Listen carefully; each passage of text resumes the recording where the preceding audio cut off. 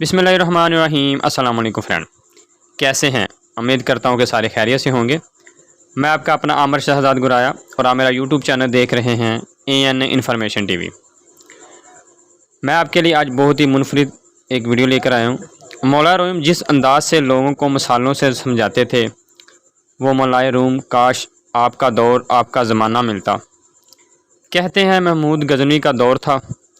एक शख्स की तबीयत ख़राब हुई तो तबीब के पास गया और कहा कि मुझे दवाई बना के दो। तबीब ने कहा कि दवाई के लिए जो चीज़ें चाहिए वो सब हैं सिवाय शहद के। तुम अगर शहद कहीं से ला दो तो मैं तुम्हें दवाई तैयार कर देता हूँ। इत्तेफाक से मौसम शहद का नहीं था।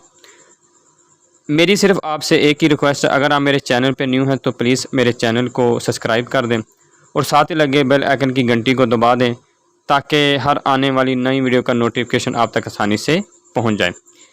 इस बंदे ने हकीम से एक डिब्बा लिया और चला गया। लोगों के दरवाज़े खटकाने लगा मगर हर जगह मायूसी हुई।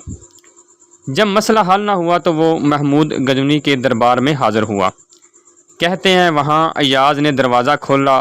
दस्तक देने वाले की रुदास सुनी। इसने वो छोटी सी डिबिया दी और कहा कि मुझे इसमें शहद चाहिए। अय्याज़ ने कहा आप तशरीफ़ रखें, मैं बादशाह से पूछ के बताता हूँ।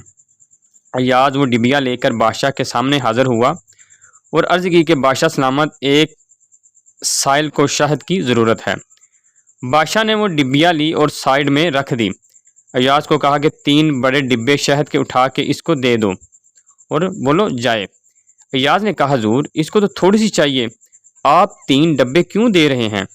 बादशाह ने अय्याज़ से कहा अय्याज़ वो मज़दूर आदमी है, इसने अपनी हैसियत के मुताबिक मांगा है। हम बादशाह हैं, हम अपनी हैसियत के मुताबिक देंगे। मौलाना रूमी फरमाते हैं आप अल्लाह पाक से अपनी हैसियत के मुताबिक मांगें, वो अपनी शान के मुताबिक अता करेगा। शर्त यह है कि मांगें तो सही। अगर व्यूअर्स आपको मेरी वीडियो अच्छी लगे तो प्लीज़ मेरी वीडियो को लाइक करें, शेयर करें। Thanks for watching my video. अल्लाह हाफिज़। अपना बहुत सारा ख्याल रखिएगा।